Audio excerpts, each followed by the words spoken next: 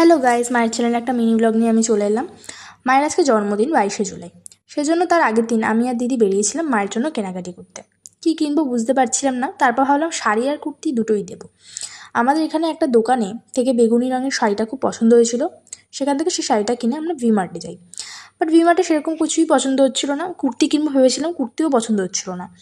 তাই আমাদের এখানে একটা ভালো কুর্তির দোকান আছে, ওখান থেকেই মায়ের জন্য একটা কুর্তি কিনে নিলাম।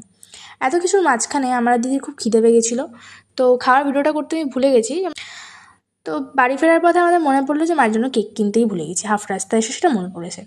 আমরা আবার কেকের দোকানে যাই, গিয়ে ওখান থেকে একটা ছোটো কেক নিই। তো মা জানতো আমরা কেক কিনেছি, বাট আর কী কিনেছি মা জানতো না।